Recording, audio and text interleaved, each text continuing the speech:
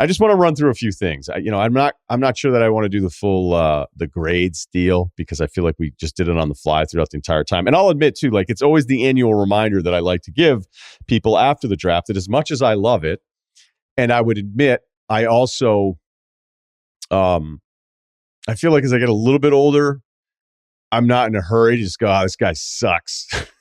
But I'm also not afraid to just go, I don't really like a pick or this is what the player is because we're still projecting people here. And it's just very, very hard. I for whatever reason, I always feel like the draft people are the most disliked of the media members because I think so many fans are like, that guy sucks. He got this guy wrong. And I could do that actually if I, wasn't in sales.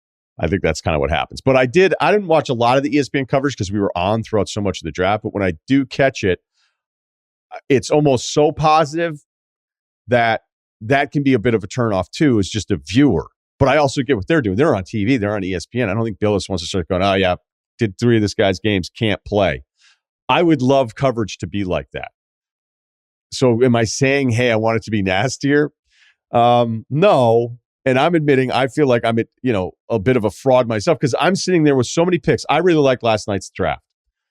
And yet at the back of my head, I'm like, aren't you the guy that reminds everybody every single year how many of these draft picks actually don't work out? And that when a team picks up a pick, like, hey, we got to pick at 23 in 2024 and 2026, we have a top 20 protected. We have 2 firsts. It's like, all right, if you get a rotation player out of one of those 2 picks, that's really great. I mean, all we have to do is 6 years ago, 8 of the top 10 picks. So the 16 draft, the Simmons draft, 8 of the top 10 picks are on different teams. All right, thinking, all right, that's 6 years ago. That's not fair, Russillo. All right, 2 years ago, the 2020 draft, do we have 4 already probably not happening for him?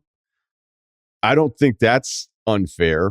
If you looked at Anthony Edwards, looks like that's working out. I'm not even including Wiseman in this because we just don't know yet. LaMelo's been terrific. Patrick Williams, TBD, but there's no... The fact that Okoro went 5th in a draft. Think about Okoro compared to who you would get 5th or maybe even 10th in this draft. And he's not bad. It's just he's a lot like a lot of players. You're like, oh, if this happens and if he does this and if this happens here, and you're like, all right, but that means that every time somebody's getting picked last night, you're kind of talking yourself into it. Like Abaji's a perfect example. I can completely see the path to where he plays for a long time and he does these awesome things as a non-primary player who's never asked to do more than defend and knock down an open shot. But if he does those well, you can be super valuable in this game. But I just like Branham from Ohio State more. I just do. Staying with the top 10 in 2020, I actually like Okongwu for Atlanta a lot. Killian Hayes, Pistons, Obi Toppin, Knicks, young guys with Tibbs, not ever really that great. I think Denny's got a chance with Washington, and then Suns didn't even pick up Jalen Smith's 3rd-year option. So just a little reminder that 2 years away, we're already halfway through the top 10 there going, like, what are we doing? Now, I saw Stan Van Gundy tweet last night about how dumb the media is once again. Stan has a bit in his bag where he kind of points out shit the rest of us have been talking about for a really long time. And then he'll be like, oh, these draft grades are so stupid. These media members, they're going to go ahead and do this. And you're like, yeah, all of us actually know how dumb it is. I remember doing the show with Van Pelt. We get done with the draft weekend, right? NFL. And he'd be like, drafting and doing the grades is so dumb. And I'd be like, yep, I agree. Because it just leads to a bunch of us being wrong about everything. Because none of us know for sure. And the GMs kind of don't either. Do you want to do it to open the show or do you want to do it in the second segment? Because, hey, let's hold off on talking about it. Like, what? This is the job. There's a draft and go, well, we shouldn't say anything about any of these guys because we could be wrong because it's really hard. Here's one. When Van Gundy and the Pistons traded for $129 million remaining on Blake Griffin's deal, and then Stan lasted just that season, and Blake only played 25 games, and the Pistons were stuck with the bill after that trade, I'm going to give that one an F.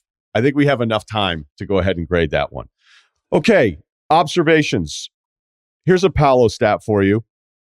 He's one of 2 freshmen ever in Division I college basketball with 600 points, 300 boards, 100 assists. Only one other guy's ever done it as a freshman at D1 level in the last 30 years. That player is Ben Simmons. Do I have your attention? Orlando had the second worst offense in the NBA last year. If they looked at it and said, yeah, Paolo's just way more polished than the other guys are, maybe Chet. And that's the whole point. If Chet ends up being the best, not going to be surprised. If Jabari ends up being the best, not going to be surprised. If Ivy were, maybe a little surprised, not a ridiculous thing to say out loud. If it's somebody else, if it were Dyson Daniels, that would seem to be a surprise. But there's just a lot of guys that I like at the top of this. But if you're watching Paolo play basketball and you're Orlando and your offense is only better than Oklahoma City, who didn't want to win any games, that's a problem. Other teams I liked, I really liked San Antonio with Sohan and Malachi, as I mentioned. Blake Wesley, I wasn't a huge fan, but when we're talking at the very end of the first round and his athleticism and how he could get his own stuff off the dribble, go ahead, take a swing at it. I didn't like necessarily all the basketball stuff, but when Notre Dame needed buckets sometimes, they actually just would clear out for him, which is saying something for a player that young. The Wizards, Johnny Davis.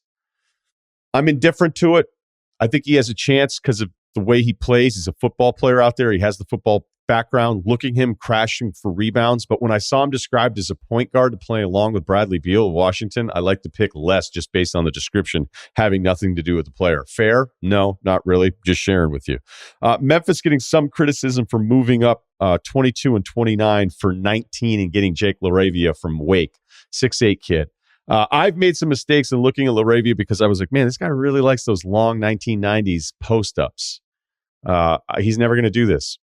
And what I shouldn't do is focus on those things because, I don't know that they're going to let him do that unless there's some weird switch. But I don't know that any NBA team, certainly not one as good as Memphis, is going to be like, what do you guys want to do? Something kick out Jaren Jackson, Desmond Bane? No, let's run more post-ups for our rookie LaRavia, who started at Indiana State. So why would I focus on that part when there's other parts of his game that are really good?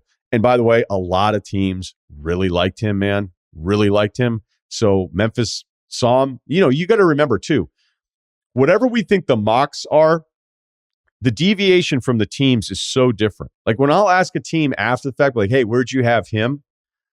And you'll be like, oh, I can't believe that. But I'm only judging it based on the consensus discussions and the mocks that we see. So there's teams that will have somebody, if they have the 20th pick and this guy's still hanging around 16, 17, 18, and they go, he's the 10th guy on our board. We can't believe he's still there. That happens way more often than we realize. It's just we don't get to hear about everybody's board. So the Roddy part of it, I do not focus on anyone that's criticizing David Roddy for his combine work. I was there. I watched it. It wasn't very good. I spent a lot of time because I was like, I want to see what this guy's all about. The combine is very difficult for a lot of really good players. It's just difficult because you have to be really selfish, but pretend you're not being selfish. And if you're not remotely selfish, then it looks like you stink. And he also missed a ton of shots, but I wouldn't worry about that. The Knicks conversation last night.